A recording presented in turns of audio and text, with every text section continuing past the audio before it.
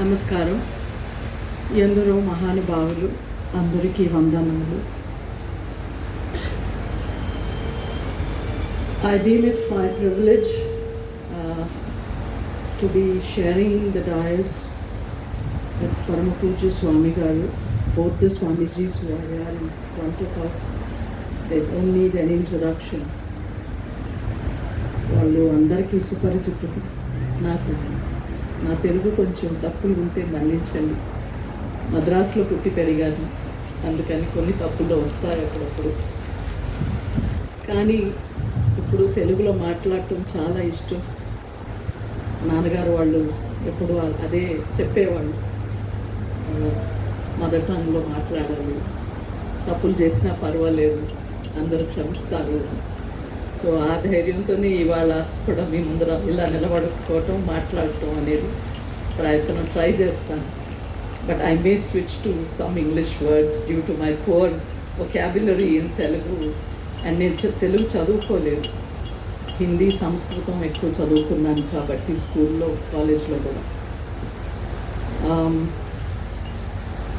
ఇది చాలా నాకు ఒక సంతోషంగా ఉంది. ఇవాళ 2-3 చెప్పాలని మనసులో ప్లాన్డ్ స్పీచ్ ఏం కాదు.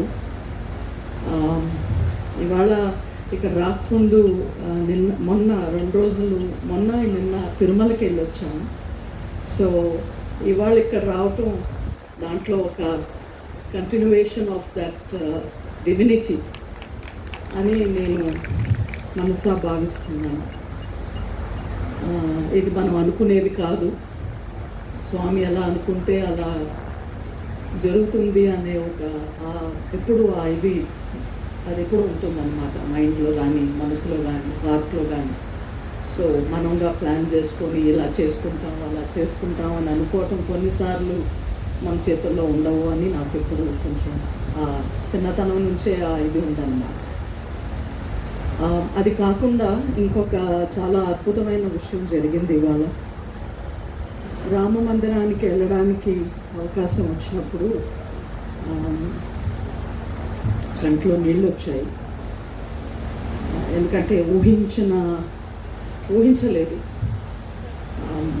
ఆకాశానికి అంత ఎత్తున్నంత ఆ రోజు అది ఆకాశాన్ని చేరుకోలేము. కానీ రామ మందిరాన్ని వెళ్ళి ఆ రోజు జనవరి 22 వెళ్ళి రావడం అనేది ఈ జన్మలో కాదు, ఇంకా 7 జన్మలు తీసుకున్నా నాకు అంత పుణ్యం ఏంటో మరి. పెద్దలు ఆశీర్వాదం, పూజ్యులు అందరూ వాళ్ళ blessings and the divinity that is with us in this country, in this culture, in the heritage.